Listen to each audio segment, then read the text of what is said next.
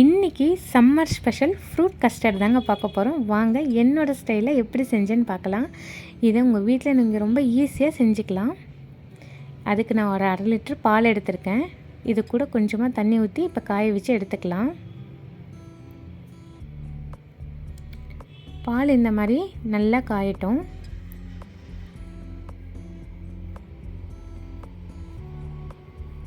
இந்த மாதிரி ஒரு டைமும் கொதித்து வரும்போது நீங்கள் இந்த மாதிரி இதை கலந்து விடுங்க.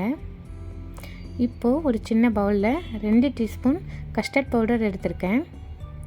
அது கூட கொஞ்சமாக பால் சேர்த்து கட்டி இல்லாமல் மிக்ஸ் பண்ணி எடுத்துக்கலாம்.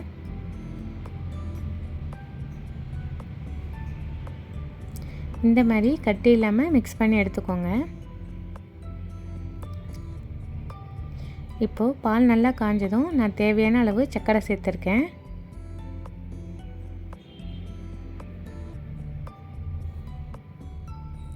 அரை லிட்டர் பாலுக்கு நான் ஒரு 1/4 கப் சர்க்கரை சேர்த்துருக்கேன். இப்போ இந்த சர்க்கரை நல்லா கரைஞ்சி பாலும் நல்லா கொதிச்சிருச்சு. இப்போ நம்ம எடுத்து வச்ச இந்த கஸ்டர்ட் பவுடரையும் இதோட சேர்த்துக்கலாம். இது கலந்து ஒரு 2-3-5 மினிட்ஸ் கொதிச்சா போதும். இது நல்லா கொதிச்சுட்டு ஒரு திக்கான பால் மாதிரி நம்மளுக்கு கிடைக்கும்.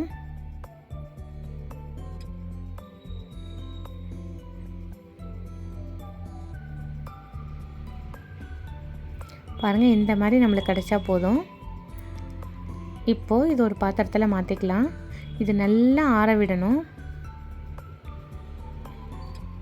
ஆற விட்ட பிறகு நம்ம எடுத்து வச்ச எல்லா ஃப்ரூட்ஸையும் கட் பண்ணி வச்சுருக்கோம். உங்களுக்கு எந்த ஃப்ரூட்ஸ் பிடிக்குமோ அதை நீங்கள் கட் பண்ணி சேர்த்துக்கலாம். இப்போ இந்த மாதிரி இதை கலந்து விட்டுட்டு அப்படியே ஃப்ரிட்ஜில் வச்சிடலாம். ஒரு 20 மினிட்ஸ் ஃப்ரிட்ஜில் வச்சா போதும். நம்மளுக்கு இந்த மாதிரி கிடச்சிரும். அவ்வளோதாங்க, நம்மளோட ஈஸியான ஃப்ரூட் கஸ்டர்ட் ரெடி ஆகிடுச்சு. இப்போது இதை நான் வீட்டிலே செஞ்ச ஐஸ்கிரீமோடு சாப்பிட போகிறேன். இது இன்னும் டேஸ்ட்டாக இருக்கும்.